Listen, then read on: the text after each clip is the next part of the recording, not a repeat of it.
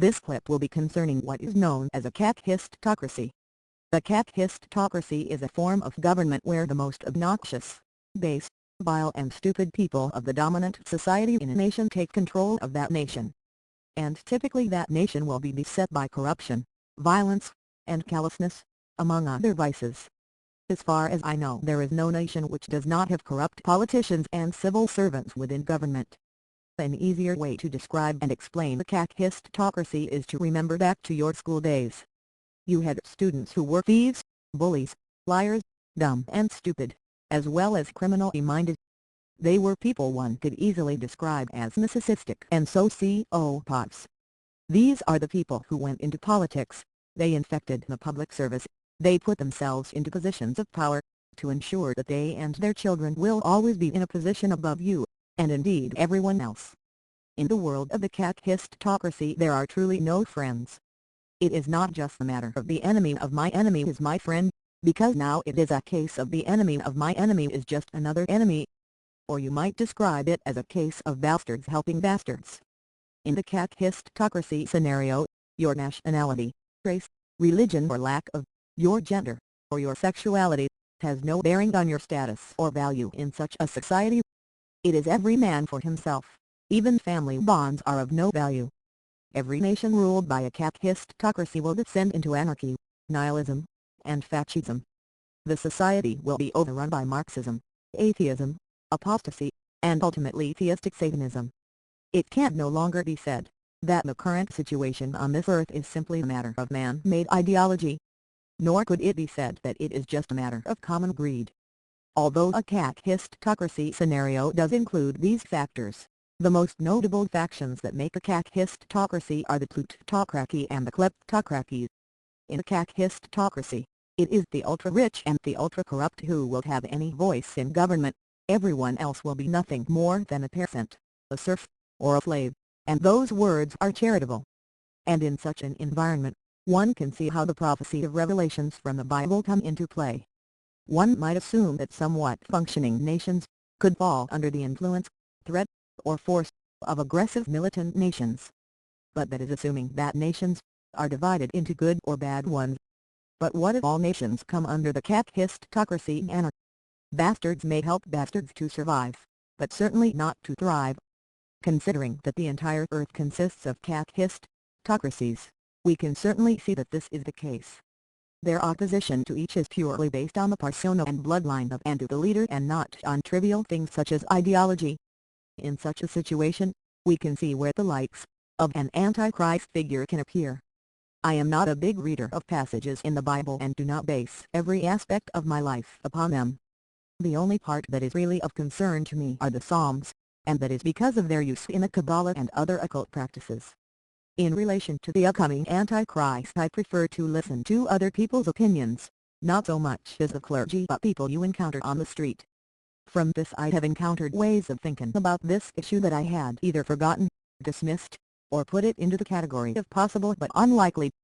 But as time and circumstances change as well as the thinking of mankind, like the people you meet on the street, or see on TV, I have encountered, have seen, and continue to see the odds on these unlikely occurrences and events shorten day by day.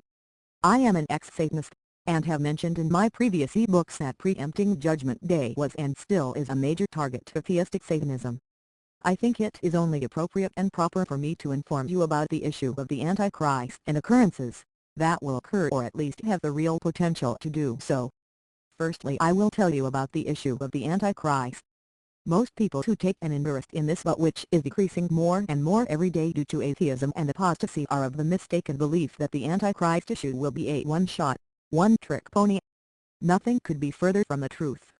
There is no designated Antichrist, there is no designated personal name, and neither a designated time or place for its appearance.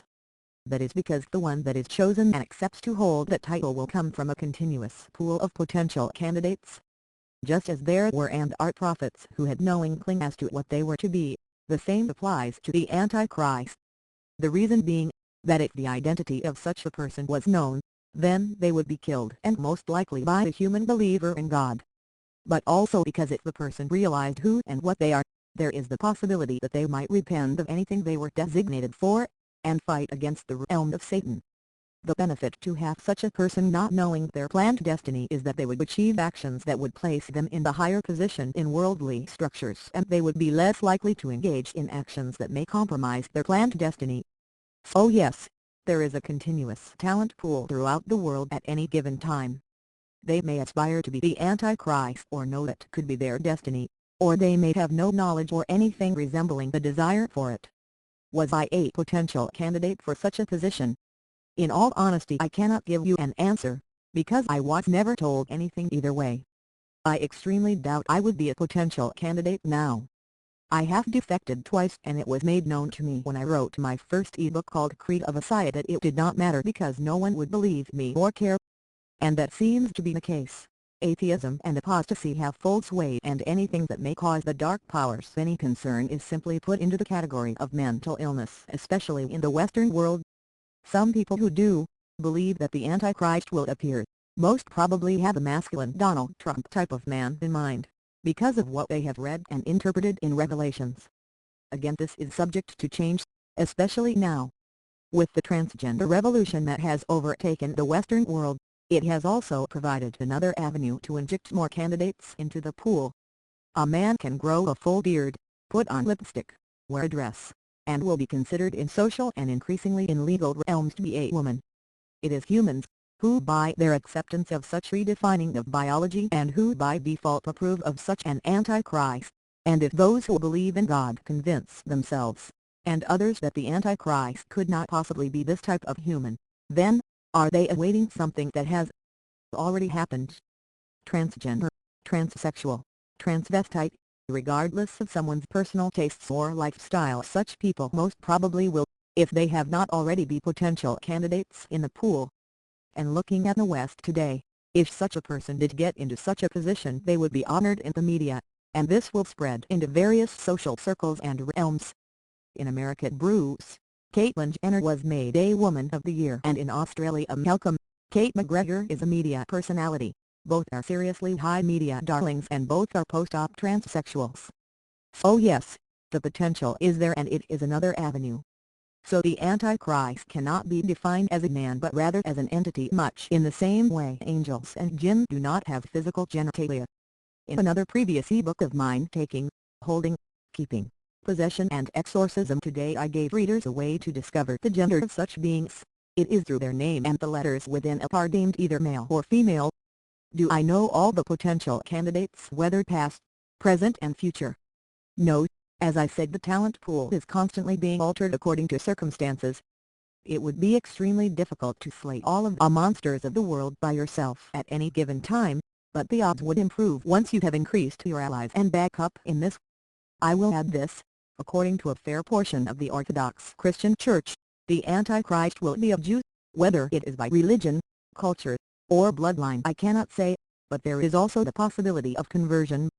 To put it quite bluntly, there is always some sort of spiritual aspect to government, and that includes the kakistocracy. Whether it is the group ideology, or the leader's personality, there is always a factor that cannot be empirically measured. What benefit is it to those running the kakistocracy to have a population of mentally ill citizens? Is it purely about power, whether it is that of a political ideology, or simply about getting rich? But there are also things that cannot be traded openly, but are becoming more common now, such as pedophilia. One only has to look at the numbers of crackpots and psychos in mainstream society today, and ask yourself, how did this situation occur? When the population has an ingrained mindset of getting repeated vaccinations, not eating meat, denying their biological gender, pathological altruism, and so on, the only demand they will make on a kakistocracy is for more demands, more control, and more repression. In their own minds they not only accept, and celebrate, but also justify their slavery. Nut jobs and psychos need to spread their insanity, because they see that as normal and sane. The global confederate state of kakistocracies is what we have now, with numerous wars, a hatred of God and Christianity, the state religion of sexual perversion, and ultimately an empire of Satan.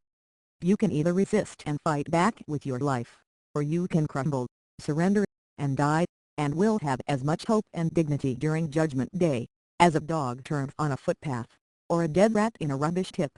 If that occurs, you will be less than nothing.